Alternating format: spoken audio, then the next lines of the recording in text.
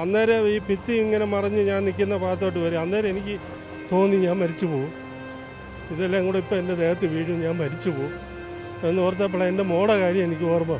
അന്നേരം പപ്പ എന്നോട് പറഞ്ഞടാ ഇടിഞ്ഞു വരുവാ, നീ പിള്ളേരെ വിളിച്ചോണ്ട് രക്ഷപ്പെട്ടോളാൻ പറഞ്ഞു. അങ്ങോട്ട് പറഞ്ഞ് ഞാൻ ഫ്രണ്ടിലോട്ട് ഓടി, വൈഫ് എൻ്റെ പുറകിന് വന്നു. പപ്പ അവിടെ നിന്നും പോയി. ഞാൻ പിള്ളേരെ വിളിച്ച് പുറകെ കൂടെ വെളിയിലോട്ട് ഇറങ്ങി. അന്നേരത്തേക്ക് പപ്പ ഇതിനകത്ത് പെട്ടുപോയി. എൻ്റെ മോൻ ചെയ്ത സമ്പാദ്യം എല്ലാം കൊണ്ട് വാങ്ങിച്ചതാണ് ഈ വീട്. വാങ്ങിച്ചിട്ട് 2.5 വർഷമേ ആയുള്ളൂ. പക്ഷെ ഇന്നത്തെ ഞങ്ങളുടെ അവസ്ഥ ഇതാണ്.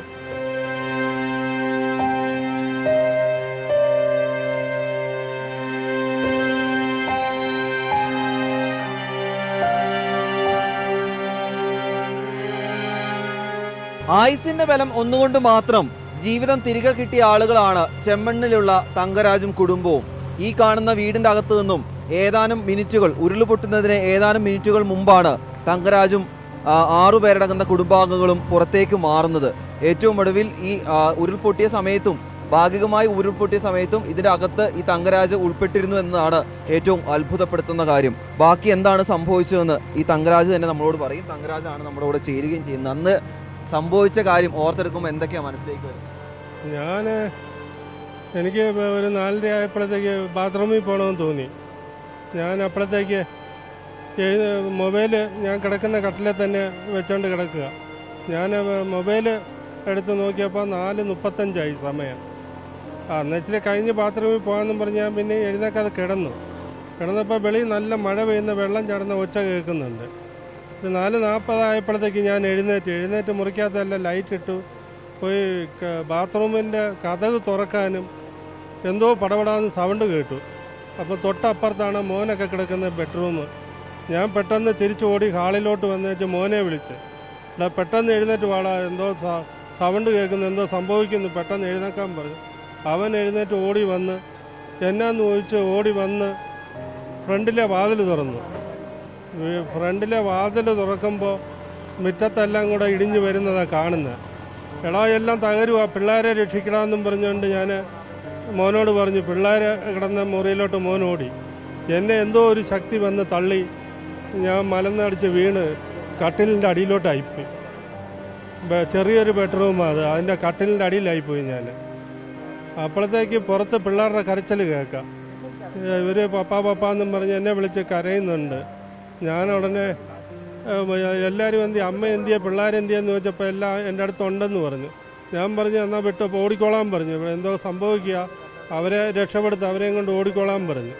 അവർ പിന്നെ എങ്ങോട്ടാണ് പോയെന്ന് എനിക്കറിയത്തില്ല. പിന്നെ കുറേ നേരത്തേക്ക് അനക്കമില്ലായിരുന്നു. പിന്നെ എങ്ങനെ പുറത്തെടുത്തത്? ഞാൻ അത് കഴിഞ്ഞ് മെല്ലെ കൈയൊക്കെ വെച്ച് പരന്ന് നോക്കിയപ്പോൾ ഒന്നും കാണുന്നില്ല, എൻ്റെ ദേഹത്തൊന്നും തട്ടുന്നില്ല. ഞാൻ അവിടെ ഇരുന്ന് പതുക്കെ പുറത്ത് കട്ടിലിൻ്റെ വെളിയിലോട്ട് ഇറങ്ങി എഴുന്നേറ്റ് നോക്കിയപ്പോഴത്തേക്കാണ്, എഴുന്നേറ്റപ്പോഴത്തേക്ക് ഇരുട്ട എന്താ അന്നൊന്നും അറിയത്തില്ല. അന്നേരം എനിക്ക് ഓർമ്മ വന്ന കട്ടിലിൽ മൊബൈലുണ്ടല്ലോ എന്ന്.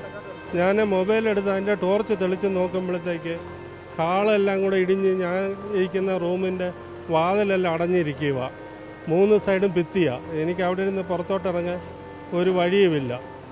അന്നേരം എനിക്ക് അറിയാവുന്ന ആരാണ്ടൊക്കെ ഞാൻ വിളിച്ച് അവർ ഫോണെടുത്തവർ എന്നോട് പറഞ്ഞ് പേടിക്കണ്ട, അവിടെ തന്നെ നിന്നോ, ഇതാ ഞങ്ങളിപ്പം വന്നേക്കാമെന്ന് പറഞ്ഞു. എന്നിട്ട് ഞാൻ നോക്കുമ്പോഴത്തേക്ക് പിന്നെയും സൗണ്ട് കേൾക്കുന്നു. ഞാൻ നിൽക്കുന്ന ഭാഗത്തെ ഭിത്തി എൻ്റെ അടുത്തോട്ട് ഇങ്ങനെ നീങ്ങി വന്നുകൊണ്ടിരിക്കുക. കട്ടിലെ തട്ടി കട്ടിൽ സഹിതം നീങ്ങിക്കൊണ്ടിരിക്കുക.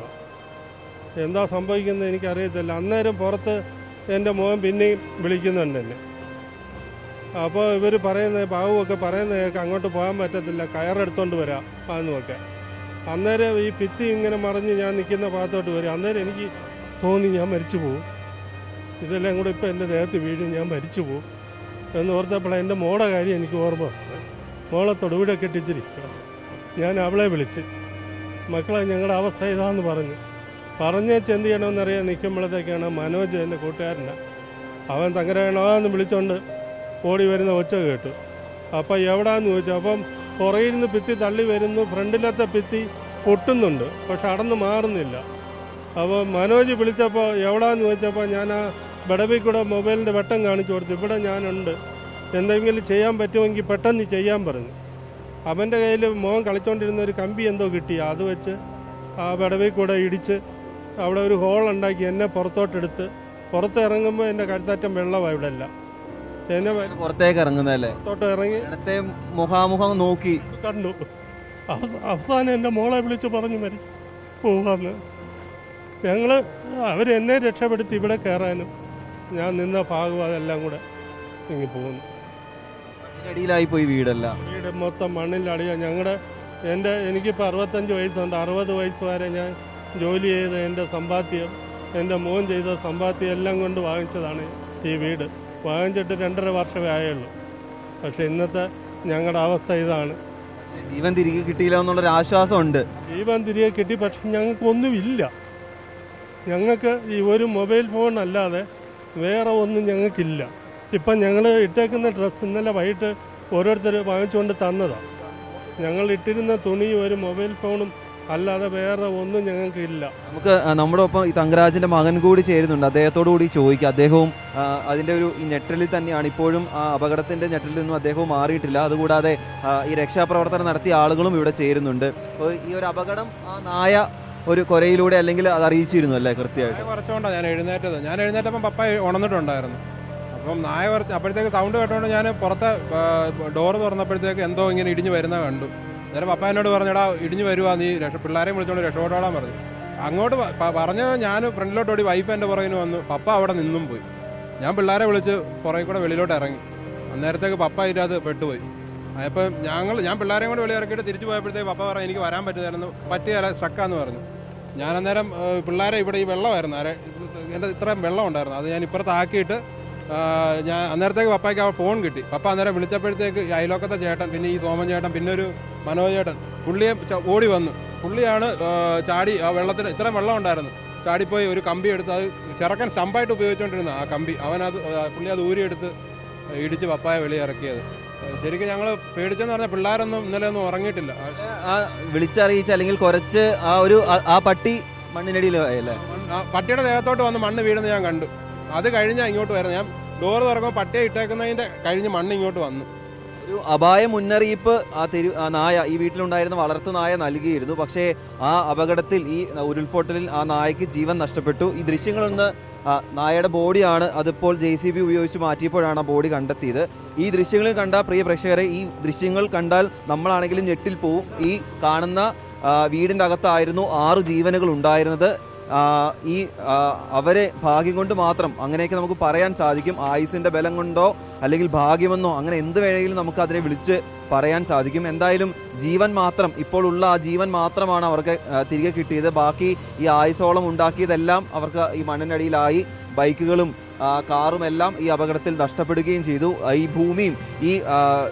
ഭൂമിയും ഉപയോഗിക്കാൻ കഴിയാത്ത രീതിയിൽ നഷ്ടപ്പെട്ടിട്ടുണ്ട്. ഉരുൾപൊട്ടിയാണ് റോഡിലേക്ക് പോയിരിക്കുന്നത്. ഇവിടെ ഇനി വാസയോഗ്യമായിട്ടുള്ള ഒന്നുമില്ല. ഈ ഭൂമിയും വീടും ഒന്നും ഉപയോഗിക്കാൻ കഴിയാത്ത അവസ്ഥയിലേക്ക് കാര്യങ്ങൾ മാറുകയും ചെയ്തിട്ടുണ്ട്. എന്തായാലും ഈ കുടുംബത്തിന് ഈ ജീവൻ തിരികെ ലഭിച്ചതിൻ്റെ ഒരു ആശ്വാസം മാത്രമാണ് ഇനിയുള്ളത്. സർക്കാർ സംവിധാനങ്ങൾ സഹായിച്ചില്ലെങ്കിൽ ഇവർക്ക് മുന്നോട്ട് പോക്കിനി സാധ്യമാകില്ല.